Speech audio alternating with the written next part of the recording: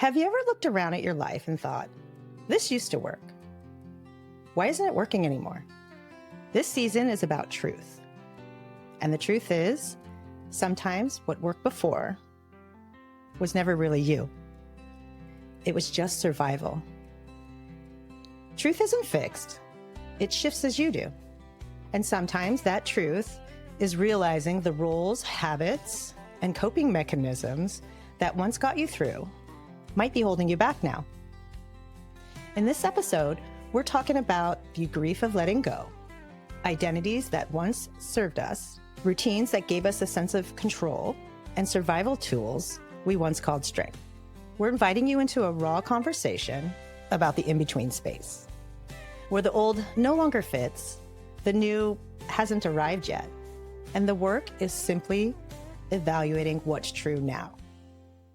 Welcome back to What the F Midlife, where we get real about the transitions no one really prepared us for. I'm Chrissie Morgan, physical therapist, certified master life coach, and host of Who Are You Now? And I'm joined by my co-host Marva Silva, my longtime bestie and fellow traveler through these midlife shifts. So Marv. Yes. I was thinking about this episode earlier, this theme, and I used to be a fixer, the do-it-aller, the strong one. Yes. I can't tell you how many times like, oh, you're so strong. Yeah. And I kind of want to hit people now, right? Don't hate anybody. What about you though? What used to work for you that doesn't work anymore? The complete opposite of what you just described. I was the people pleaser. I'm the nice one. I don't argue with anybody. I'm a yes girl. And that used to work for me. And that does not work for me at all anymore. No, it not doesn't. at all. Yeah. It doesn't. What did life look like when that old pattern was still working for you? I had a lot of friends. Yeah. A lot of friends. I would say that that's pretty much the shift for me. There was just a lot of people around me because I was people pleasing. I never said no to anything, even though I didn't agree or want to do some things, or even in my relationship, it was always just like, okay, yes, yes, yes, even though inside it would make me feel angry and frustrated. So that's what it looked like. It wasn't the real me. I didn't know it. Right. I didn't know it then. And as the resentment towards people and the frustration towards yourself builds up and the changes start to happen, then you realize this isn't working for me. You don't even know what it is that's not working for you, but you just start to feel this unhappiness. Yeah. This feeling I think something's that's missing. And that's huge. Like something's missing. Yeah. And so we start looking at our relationships and our job and our roles that we've taken on. Yeah. Motherhood. And we think it's those things. It's those things. Yeah. And I need to change something about those things. Right. Because something's missing. Right. But what's really missing is you. Is us. It's the our real, truth. is your truth. It's Yes. the real, It's where who I we am really now. are as a person, that we've been just kind of surviving using these coping mechanisms. Like me, like I said, I was a people pleaser, the yes person, don't argue, and yeah, that's not who I am inside. I have an opinion. I have feelings. I do get angry, but most people would never see that side of me. Did you not show them that side, or did they never ask because you were just doing what they wanted? Both. I didn't show it. They didn't ask. Everybody just thought I was just easy. I'm easygoing. I'll just go with the flow. And that was my fault because I never said, yeah, I don't want to do that, guys. Something as simple as, you guys want to go eat here? And inside I'd be thinking, no, I don't want to go there. And they would say, yeah, let's do that. Okay. I'm talking down to something that small, to raising kids with my husband, having very different opinions about how I wanted to raise them, letting other people come in and family members get involved. I just wanted everybody to go away, but I never said that. Right. Just people pleasing. It was just this constant, don't rock the boat, be a proper lady. Oh, the proper lady. Yes. What I was taught, don't argue, don't talk back, just kind of go with the flow. And that wasn't who I really was inside. Maybe it was then, but it definitely started changing. I don't think it was. I think I thought it was then for sure. But as I've gotten older and I've reflected, I realized, no, I wasn't happy doing those things. Even then. Didn't feel like it fit even then. No, but I didn't know how else to be. Yeah. Yeah. I didn't know. And it's this journey of self-discovery with you for the last decade that I started to see a lot of the patterns, a lot of the survival techniques that I had just adopted. Right. And isn't people pleasing and always being nice and going with the flow, it is a survival technique. It is. I mean, people think it's like this personality flaw or you're not strong enough. Because I'll tell you, I was actually a people pleaser. I was just a very strong people pleaser in the sense that it came about differently. But I never said no. I was the ASO soccer coach for both my kids, even though I was working 70 hours a week. I was like the ASO coordinator. What is that? Right. Right. I didn't have time to do that. Right. But there you are. But they asked me and I knew I could get it done. And so I did it. I never missed any jogathon, honor roll. I'd take the 15-minute scoot out of work, go back. I'd fit it all in. Yeah. So I was that kind of people pleaser where I got it all done, but I just completely blew up. There was no room for me or anything that I wanted because I let everybody and everything come first. Right.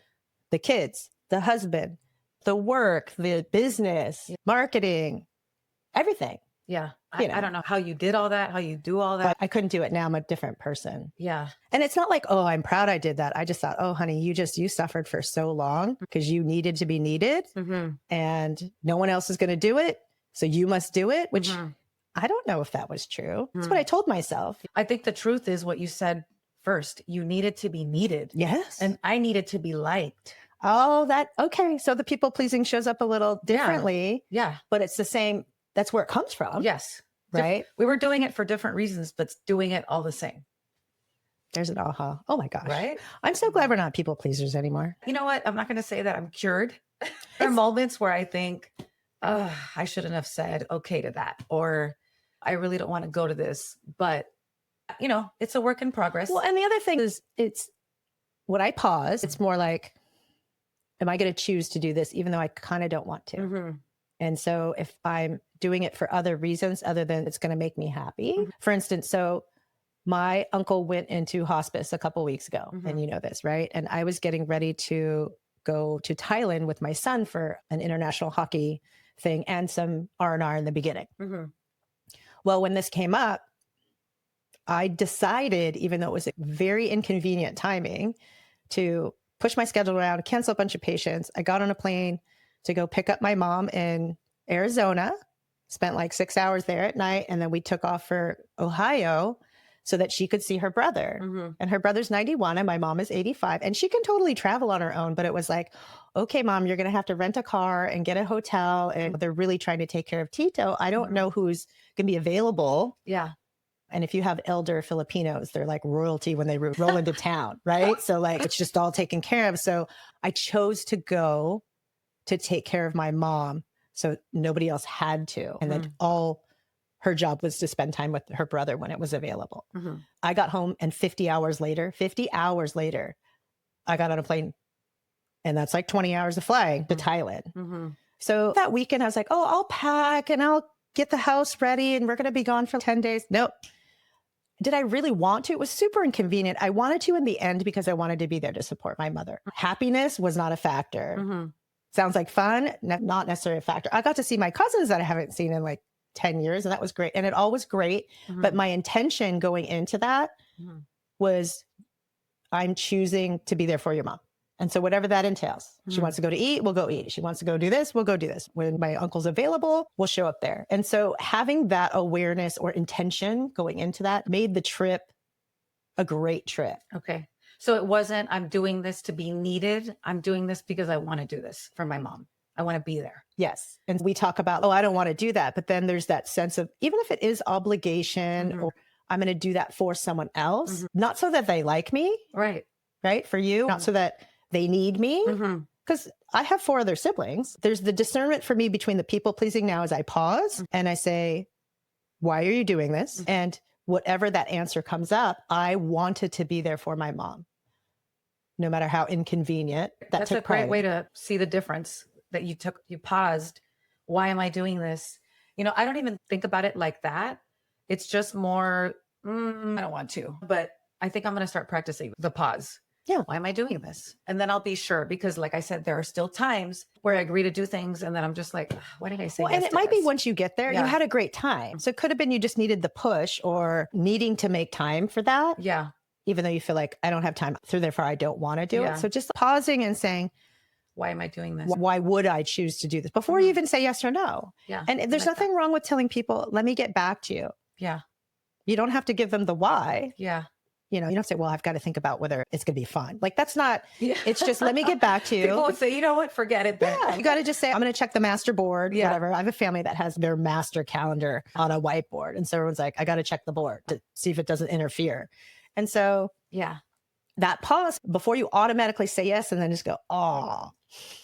I'm still doing that at times. There's nothing wrong with backing yourself out of Yeah. that too. It's Yeah. great when you pause because then when you make that commitment, if you do, you have that certainty about it. Yeah. And you feel good about the decision no matter why. But even if you say yes, you know, you can, and don't lie because people can tell when you're lying, but you can back out of it. Just say, I know I said yes, but I don't think I can go. Or I said yes, but you know what? I'm going to pass. Yeah. That's that people pleasing. You don't want someone then not to like you. So you take it to the very end. That part I don't worry about anymore. Okay. So I think maybe that's where I've grown. I'm not worried that they're not going to like me. So that part is out of it. But the parts where I'm just like, okay, automatically.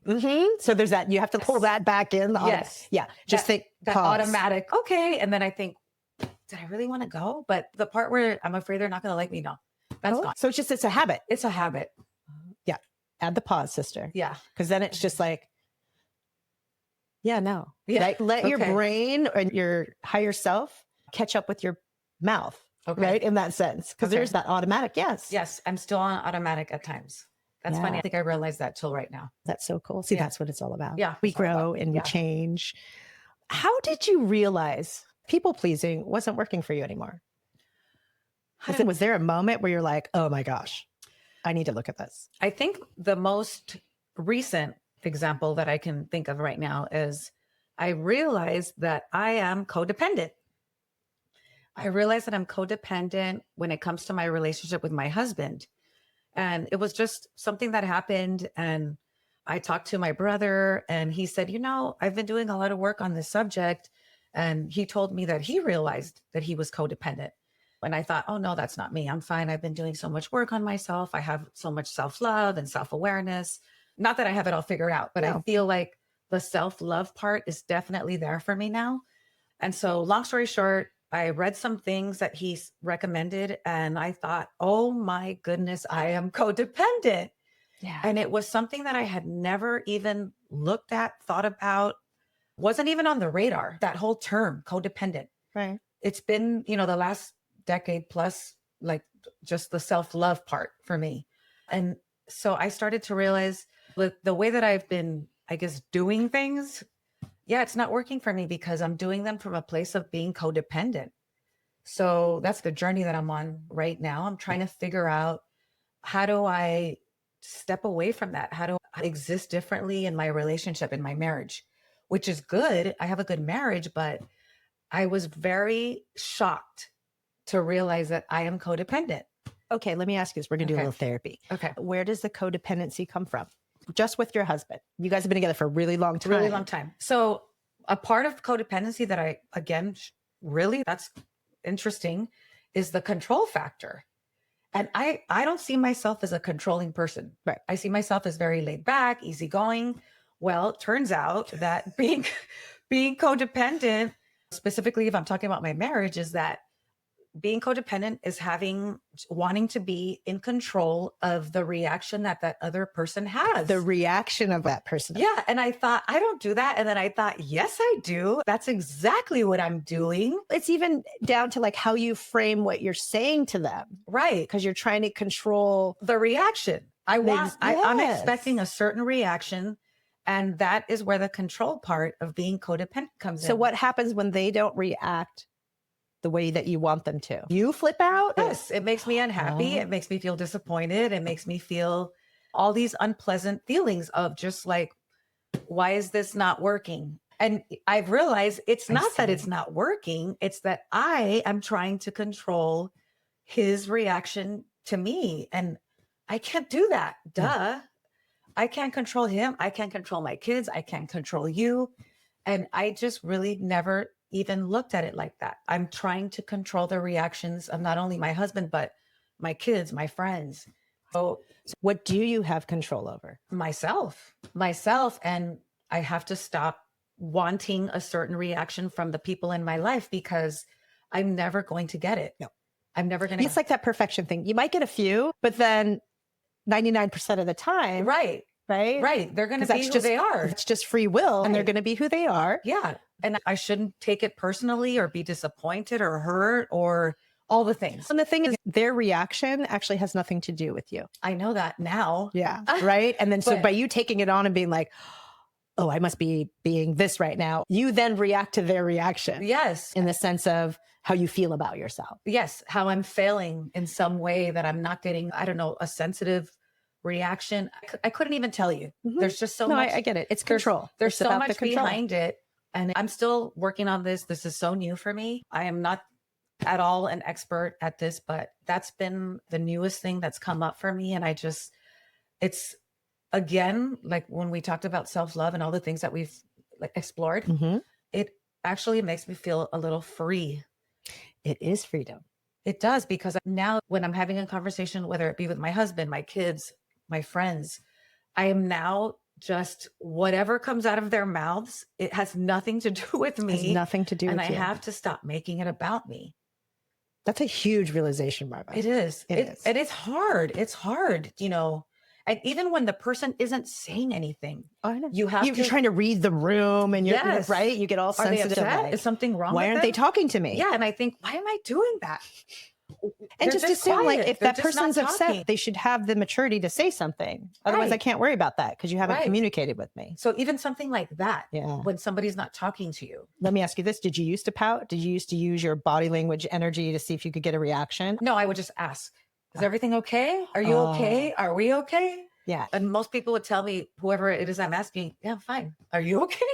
And I was like, yeah, I am. But it's like, no, I guess I'm not if I'm always waiting to see how I feel based on how they're feeling. Yes. And I am so guilty of that, especially with my husband. I have to see how he's feeling so that I know how I feel. And I've been thinking, why have I been doing that? And he's usually really super calm and chill. Mhm. Think about it. It's what we talk about. Your identity was based on survival instincts. Yes. We've gone into that. Go back to season 1, Mhm. listen to all of our awareness. Mhm. So when the truth starts to rise, it's going to feel like loss before it feels like freedom. And it sounds like you're getting to that point where it does feel like freedom. It does feel like freedom. Because the loss was like, are we okay? You know, the only loss that I feel is the loss of time worrying about this. Yeah. The loss of like peace of mind all these years worrying about what other people are thinking. And I think, my God, why have I done that? And I could trace it back, honestly, to being a child and like the abuse that I grew up in and always worrying about the adults and how they were feeling, because usually if they were in a bad mood, it was going to be a bad day for me. Mm-hmm. So you can see where it totally comes from. I can see where it comes from. I'm just surprised that at 55, I'm barely figuring that out, that I'm doing that. That's the only thing. And my brother and I talked about this. He's been so inspirational to me because he's 57. He'll be 58 next month. And he said, gosh, I'm barely getting my, you know what, together. And I said, you know what? But at least we're doing it. Right. There's That's how people I that are feel. older than us that are clueless, that are just unhappy, and they'll never figure it out because they have absolutely zero tools to do so. Zero tools Yeah. or zero want because they have their survival patterns That they can't get out of. they can't get out of, and they're conditioned to be unhappy. Yes. It's like the people who are chronic complainers, right? I can try to shift the conversation or find something really light in it and try to lighten the tone, but they can't hear it Right. because it's the truth that they live in is that the world is bad or people are out to get me or this is going to happen. And until like you had your moment Right. recently, until something happens, whether it's a shift or just you're so sick of yourself or things take so much rent up in your head, no space for anything else. Yeah. But even people that are presented tools, because you see our podcast, you see all of these self-help, they don't make the connection. Kind of like you didn't make the connection till now. Right. And then you'll search out the information or you'll self-reflect. Yeah. Some people will never get to that point for whatever reason. I always say, oh, they must be happy where they are. Well, maybe they don't know that they're unhappy. And that's not mine. I'm perceiving that they're unhappy, but maybe they're fine complaining. I think it's that. I think people don't know when they're unhappy. And I think that I was guilty of that. And it wasn't until my health crisis that just had nothing else to do but look at myself. Right. And maybe some people never get the opportunity to look at themselves for whatever reason. It's true. And I've said this before, as horrible as that time in my life was, I'm so grateful for it, because I think I'd still be that person if I hadn't had to sit and face myself for a year.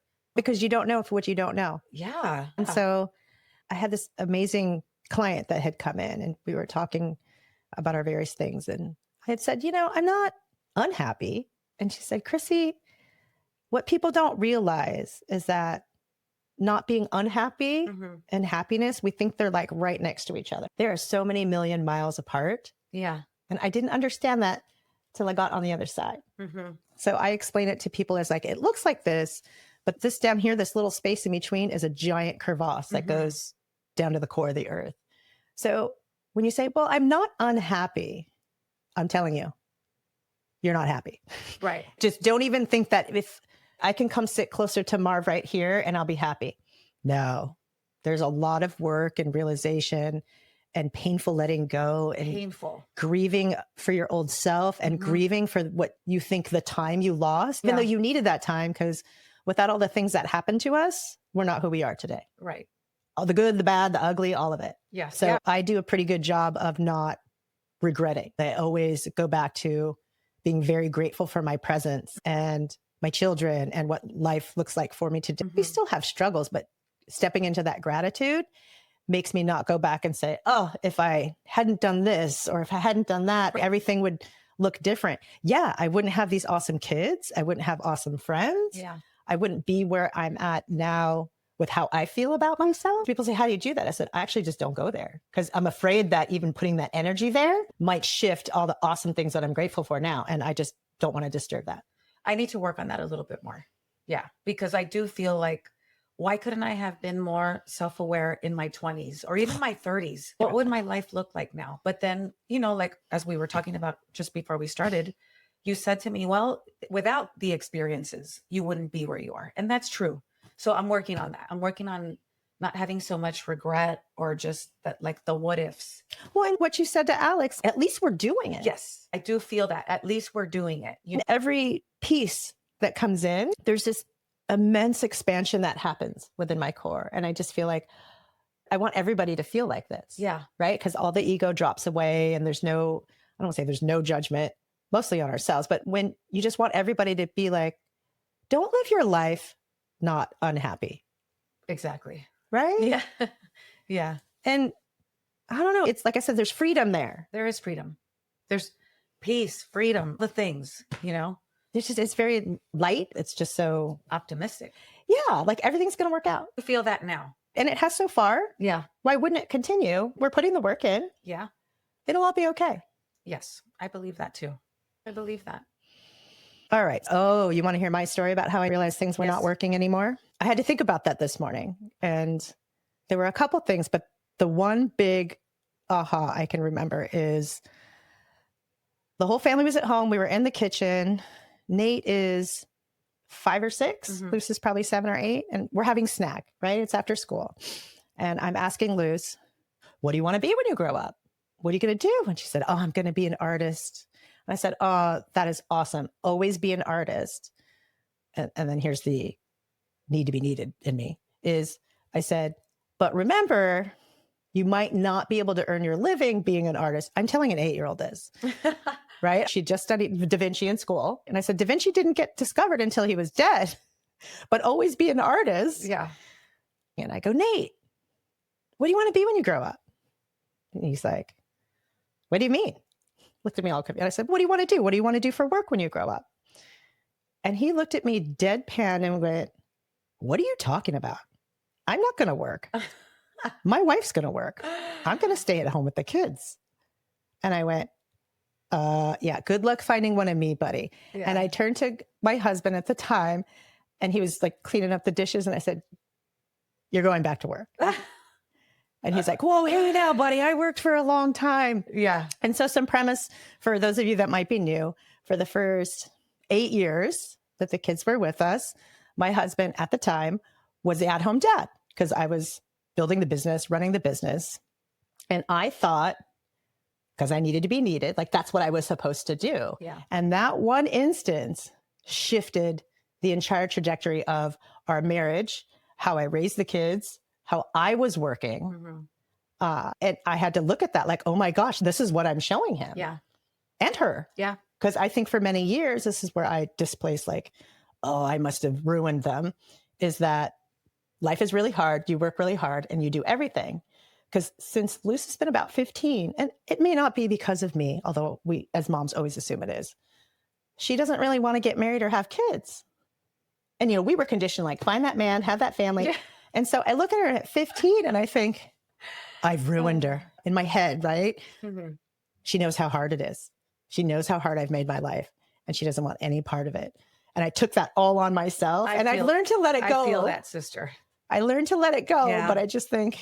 Yeah, I have felt like that too. And we can't. Again, it's like, who knows? Maybe she just isn't wired that way. Right. Let me not make it about me. Yeah. And I'll ask her at some point if it becomes relevant. Now she's doing a lot of her own work, but she's 21. She might not know yet that that's where it came from. But I was like, both of them, I thought, oh my God. So that was my aha. And it wasn't a slow burn. It was a boom, shifted everything. Yeah. I think that, I don't know if I'd already closed either very soon after that or during that process. I must have already knew something inherently was going on because I closed my first clinic. Like, I got to get home. Yeah. And then I'd feel it out. Okay, that wasn't enough. Closed another clinic. Yeah. Changed my business model. When I met you, that was probably when I had first changed the business model. You said it was your first day. And so I had no employees, no insurance, nothing. Yeah. Just came over to my one little spot. Yeah. Now I just treat one-on-one. And so I feel like I've now been able to shape work, shape my life around what I need in the present based on what my now is. Yeah. And I think I'm most proud of that is I don't try to change myself or try to add more or try to just do it anyway, which is my old pattern. Like, whoa, what do you need right now? You know, even if it's fluxing how many patients I see a day, I bring it down. I've learned to say no. People are like, I can't fit one more person in this day. In my head, I'm thinking, oh, you could add a, and I'm thinking, you're going to be good for nothing. Yeah. And so that's my temperance where I've actually had to learn the flux. And it's not just, oh, I'm getting older, because some weeks I can handle more. Right. You know, I've got that reserve back. Yeah. And then sure, I'll add someone. I totally get what you're saying. For me, it's with my grandson. Yes. When I take care of him, you know, I want to say, bring him 5 days a week. But because I want them to feel like I'm there for them, I have their back, but I can't. My health isn't great. And so 2 days a week are what I can do. Even if your health was great, in my opinion only, you shouldn't be watching him 5 days a week.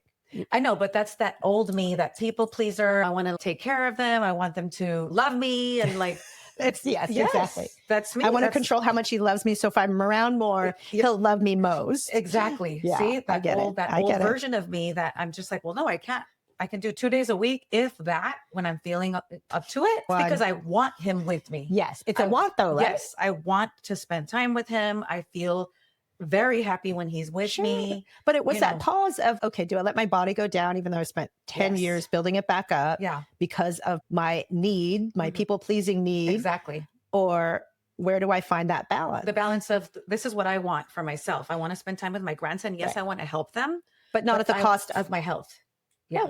And I think that's super important because I'm there too. It's not there was a time where my health was really feeling different from yours. Yeah. Mine was very, I don't even know if it was hormones, but I felt like I was going to develop a chronic fatigue syndrome or a fibromyalgia because I was just hitting it so hard all the time.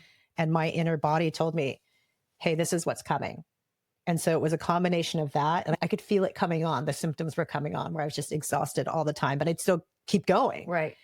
And being in the healthcare field, I know what happens. I've seen it where you can't recover. Window of recovery is gone. And now 70% is your new 100%. And you're never going to see that 30% again. And that scared the crap out of me. Oh, Lord. Because I enjoy being able to do a lot. Right. But now I know the importance of recovery, downtime. Right. And my downtime's like, I'm just doing nothing. Gotcha. It used to be my recovery is like, oh, I'm going to go do the gardening. I need to cut this tree back. I need to paint the bathroom. That used to be my downtime. And now I'm like, whoa. You're hilarious. I need to paint the bathroom. Pick a thing, right? Yeah.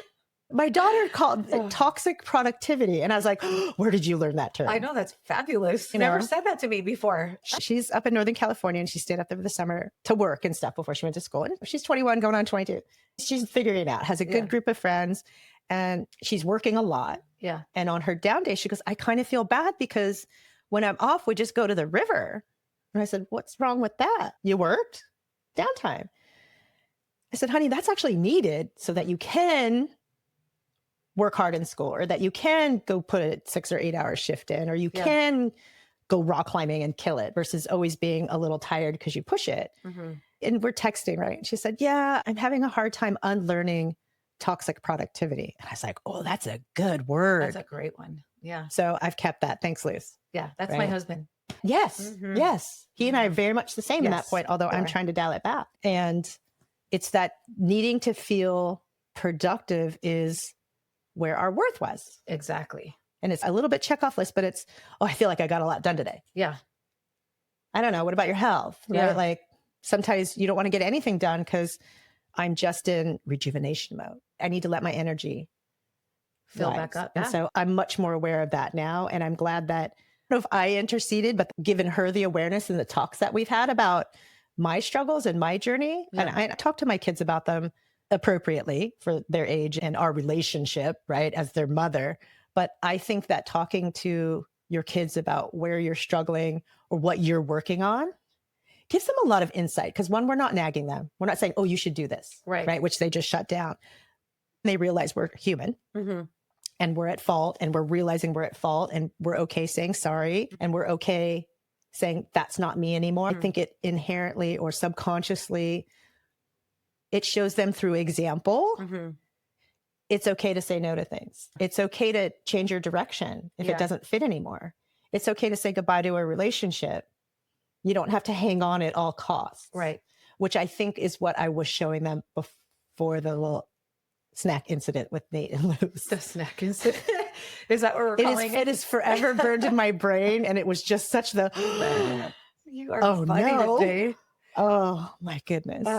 You're funny today. Well, because you talk to your daughter. Yeah. It's harder for you to, I don't know, talk, maybe because Buddy's out of the house and he has his own family. Yeah. But some of those conversations can be had. Yeah. I guess I feel that way with my son, Buddy, because yes, he's a parent. And I just feel like my parenting is done because he is now a parent. I know, but it's never done. And I believe that to a point. I just don't know what that point is. And that's actually a conversation you guys I'm working on. A very gentle, like, don't want to overstep my bounds, but I'm here for you. I know that he knows you're here for him. Yeah, I guess it's for me. I know that my boundaries with him are up. I don't ever want to overstep or, I just feel a respect for him as a man, as a father. Sure. So I just wait. If he ever needs me, he absolutely knows I'm there. Oh, absolutely. Figuring out when can I not just be there when he needs me, but just check in. It's a checking in, and like sometimes you got to nudge them a little because you have all this wisdom now. Yeah. That I still want to pass this on to the kids if at the point where they can receive it. Right. Because I know they're young and they've got to go through on their own lessons too. Yes. But just have a little hint of, I'm trying to, for them to say, oh, my mom had told me about this in the moment that they're going through it. Yeah. So maybe they don't go down the hole or the dark path before they come back. Maybe they can, when that road diverges, they'll lean. I guess I worry about bringing things up that he might say, I didn't ask, or I don't know. Sit with it. At his age, I didn't want to hear anything my mom had to say, even though we had a very different relationship. Sure. With my daughter, we have a very open communication. She asks, I offer. Don't take this wrong way, but it might be a little bit of old school. Like, we're okay with the girls, but we're not with the boys. Totally old school. Right? Yeah. Mm-hmm. And so this will be a different topic, but how do we also give tools to our boys or at least open up the conversation? Because it's very different now than it was when we grew up. Yeah. In all aspects. Yes, for sure. We're actually going to do a whole topic on that. So I'm not going to say too much on that. Let's see. Okay. What does it feel like to let go of something that once brought safety or success? I mean, I just go back to the word free. I feel freer. Mm-hmm. Yeah. For me, it doesn't feel like a bad thing. I don't know. Do you feel the same? I don't feel like it's a bad thing at all.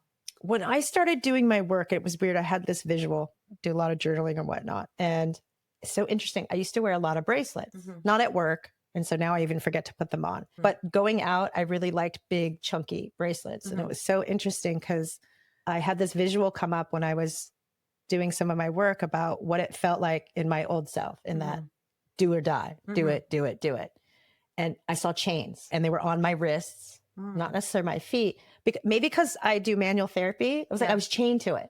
Okay. It was like I was a slave to it a little bit. Okay. And it made me so sad.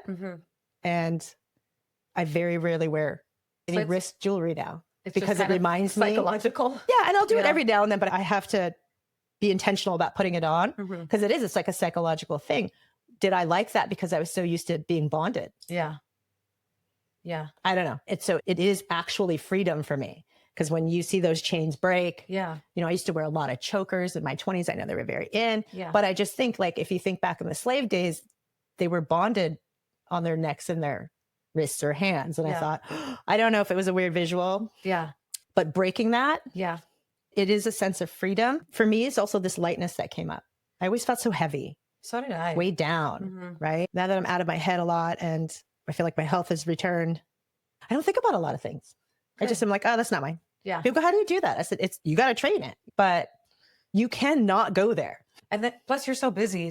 I don't even think you have time to think about a lot of things. I think about so much. I don't know. I'm very multitask oriented. True. You are. Because if I'm gardening, I'm thinking about something, but I will direct my thoughts into either something I'm working on, but away from the darkness. Me too. And I think some of that's the devil trying to get into your head. Oh, well, that's funny because I pray when I start to feel all that. All the time. Just that uneasiness or those old habits starting to show up again. I just pray. I pray about it and, it's okay. Tomorrow's a new day. Start over. Right. Yeah. And it's the self-talk, the gentle self-talk and the praying that like, I'm done with this phase or it's being your own therapist a little bit. Like this isn't going to stay. This is a blip. Yeah. And actually believing that's a lot. And then talking to like-minded people, talking to you, talking to my brother. It's also like a release. Like, oh, okay, I'm okay because you're doing this too.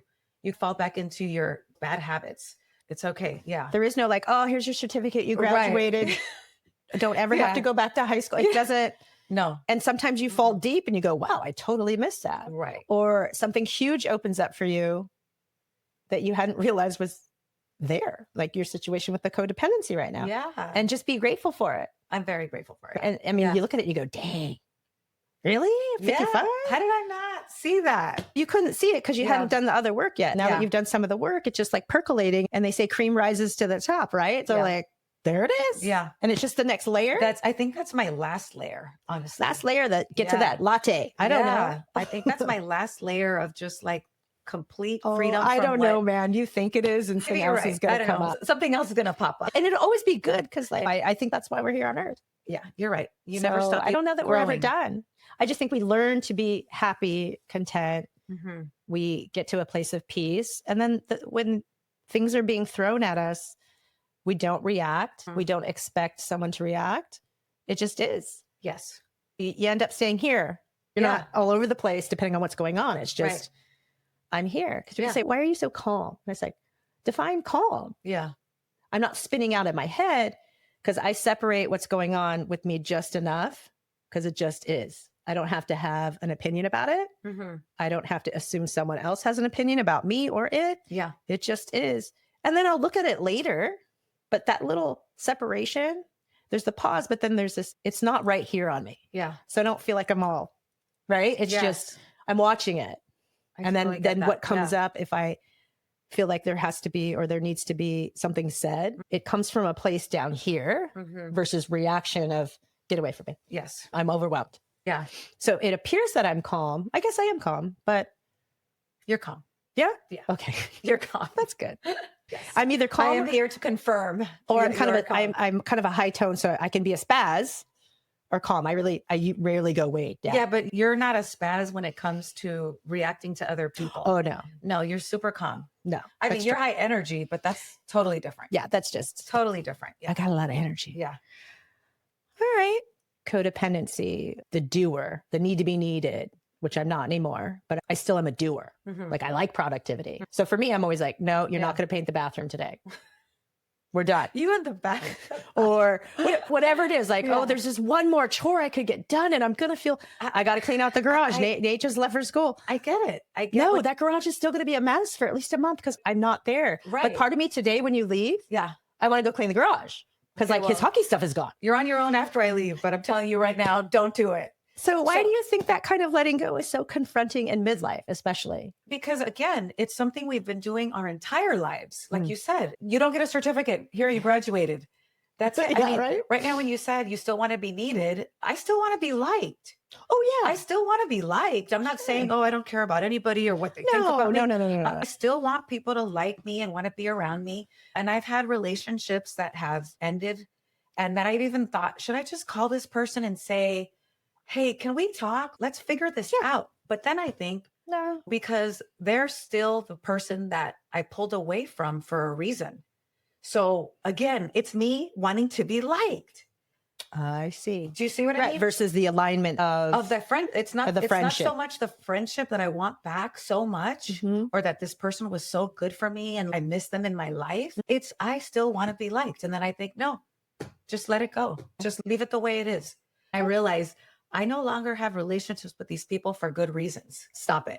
You know what I'm saying? Yeah, for sure. Yeah. But what happens in life then is it's not, I want to be liked. It starts to become, I just want to be a good person. Absolutely. But we were talking about like relapsing things we do, but we pull it back in like, no, don't go back to that. But you still have these thoughts of wanting to be needed. Well, think about it. Yes. Again, we were conditioned or we lived that way for so long. And I think those are survival patterns. Absolutely. Period. Yes. That survival part of you is still like, we should do this to make sure we're safe. But we have to just remind ourselves, we're not just surviving anymore. We're thriving. Right. And you don't need to be liked when you're thriving in that sense from something that's not aligned. Exactly. It doesn't mean we're like, oh, it's fine. I don't care what anybody. It's not that at all. Of course I care what people think about me. The people that I care about, the people that are important in my life. Yeah. The people that you respect. Yes. Of course I care. Because I think what that is, it becomes an alignment thing. I respect how this person lives their life. Respect how I live mine. It becomes an alignment. Right. Versus and for the most part, those people are no longer in your life if you're not seeing eye to eye. It's not just my choice. These are mutual. We're not friends anymore. Of course. That's it. We're doing it. We're doing the damn thing. We're doing the work. Okay. So how can you tell the difference between something that needs tweaking versus something that is no longer working and just needs to be scrapped? That's the tweak that I have to like talk to myself. Like, no, I'm okay. This is okay. Yeah. Everything's fine. Leave it alone. You're going back to the people pleaser in you. You just want this person to like you. And it's like, no, I don't. I don't. I'm good. Leave it. Just leave it alone. Yes. Don't stir the pot. No. It's cooked. Life is good. The friendships that I have are great.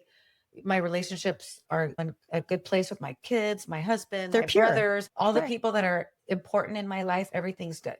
Right. Yeah. And leave it alone. Leave it alone. I think we all spin out just a little bit. I think we do. I think it's human nature to ask yourself, is it me? Am I doing something? Is it them? Or maybe it's just neither. It's just you're evolving. What's that thing where you want to control? So for you, it's like, leave it alone. Leave it alone. Yeah. Don't worry about it. They're probably not even thinking about you anymore. So just let it go. Right. And if they are, there's nothing you could do about it. It goes both ways. Right. I think my tweak is, it's the balanced work-life thing. So it's instead of just taking everything that comes in, no matter what, because I got bills and I got the kids, it's tweaking my definition of what abundance is. Because you've inherently, abundance is like financial, right? When we think of abundant. Yeah. And yes, it's love and this, but for me anyway, there's this money thing, right? Yeah. And so if people want to come in, I used to always make room for them. It's kind of like it drove me first because I was always the main breadwinner and I'm in charge of it, all the financial aspects of our entire family and having both the kids in college. But I've learned it bites me in the butt. So the tweaking is, how do you feel this week? How much you got? And to stop making it about how much money you're going to make. It's got to be where I'm at. Yeah. Do I have enough bandwidth in my hands and my body for the treatments that I do, which are very physical, all present. Like it's physical, emotional, very spiritual. It's reading bodies and it's working on them at the same time. So I have to be very present in that moment. how much of that do you have in the day or in this week? And saying no and or shutting down my schedule and the rest, right? Because it used to be I'd work so much that I was good for nothing. I actually couldn't do anything but sit on the couch the rest of the night. Yeah. And I was exhausted. Yeah. And then you start and you do it again. Like, that's not okay. I need to have a little bit for me. Right. I need to have a little bit for the dogs, to walk the dogs. I want to be able to, I don't know, watch a movie, go out to dinner with someone, or just make a nice meal without being like, I'm so tired, I don't even want to eat. So my tweak is it's me first, and that my health or where my level of reserve is. So I realize that when my reserve starts going down, I have to say no. Right. To whatever, but it's mostly work. That's my thing that pulls me. Right. And that changing my definition of abundance or changing my definition of how I call in money has to change. And that's what I'm working on right now. I talk about this in the solo. So that was, I think, the last episode where I have parking karma. Oh, yeah. Right? Yeah. I have parking karma. I'll go into any lot, parking please. And it happens every time. It never fails. Someone's pulling out like in the front spot, even though I'm not disabled. I pull right in. It doesn't matter. It could be the busiest time. It could be Christmas. There's either just a spot that opened up and la, la, la. And I'm always. And so I started thinking about that about money.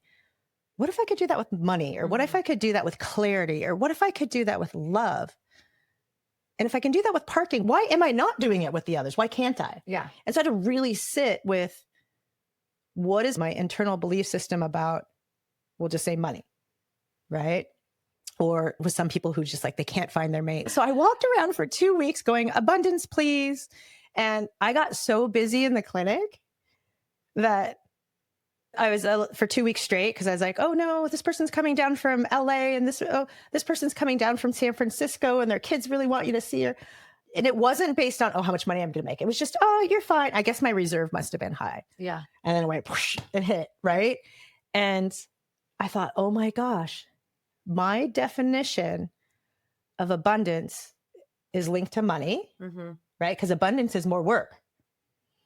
And because you're going to get paid more, or that brings in more money, we'll say. And then I realized, oh my God, your belief system about money is that you have to work really, really hard to earn the life that you have and the life I've created. And I was like, because I kind of thought I was past it. Yeah. But that just showed me, because like I asked for it, totally came in, but it came in not what I thought, but what my belief system was. Right. Which is, okay, she wants to see more people. Yeah. And I went, no, I don't. Yeah. And that's my aha in the last 2 weeks. We both had one where I've just been sitting with that and going, I still believe that. And then I thought, is that why I started the podcast? Is because kids went away to school and I got to grind somehow. I'm still working through it. So I'll let you guys know what bubbles up, but it's astonishing that there's always something else. Yeah. And in midlife, I think you have that, oh my God, I think I lost time. Why didn't I do this then? You couldn't have. And not just because you didn't have the awareness because we're wise. It's just, I needed all these stories and life experiences and meeting people and the hard things as well in order to be able to crack it. Yeah. Yeah. Right. I don't know, kind of like the soup wasn't ready. I don't know. Soup. Or your soup is changing. Like when we talk about Marva soup and Chrissie soup, like the ingredients do change. Yeah. And so it had to be the right set for something else to be able to come up. Yes. I totally believe that 100%. So if you've built, and this is true for both of us, your identity on a survival role, which I think most people do. I think so too. How do you start rebuilding without it? I think exactly the way we've been rebuilding. Just little by little. Yeah. Yeah. Step by step. Step by step. Like you said, this just came up for you. The codependent stuff just came up for me. We'll sit work with through it, that. work it. We'll talk about it. Yeah. We support each other through that because we're on our own journeys. We have very different issues that might come up. Yeah. But it's just that holding space. Yep. And there's not an answer. It's just, I'm getting better. It's an awareness. Just working through it, just sitting with it, like you said, until the next thing comes up And the next thing that has to do with whatever you're working on, Yeah. because, the universe has a good way of being like, well, are you going to do it now? Yeah. Are you going to do it now? And practicing. So you rebuild it, in my opinion, by practicing the new awareness that you have and taking the pause when you have something come up is just sitting in the stillness of it, of just sitting in it and looking at it and going, because the clarity rises through that stillness of not trying to explain it away. Yes, you have to say, oh, I think this came from there, but without being attached to having to have an answer. Yeah. It just starts bubbling up because you'll see images or you'll be like, oh my gosh, this reminds me of when I was 15 Yeah. or Mhm. like my aha, like, I still believe I've got to grind. I've done so much work. I've closed clinics. I changed. But so I thought, oh, I'm doing good. And in this last experiment, the last few weeks, I went, it's still there in a different form. So I got to tweak that. Right. It's got to be a subconscious limiting belief for me. Yeah. That the rebuilding is just, it's awareness, practice. Yeah. Awareness, practice, pause. Mhm. It's okay. Like Marv said, you're going to go into an old pattern. Mhm. The important thing is that you veer yourself out of that. Yeah, that you recognize it. Yeah, you catch yourself in it. That's it. It's a lot of catching yourself as it's coming out. And then eventually you'll be like, oh no, I'm not going to do that. Just before you did it. Yeah, just before you even go, like start to, spin out.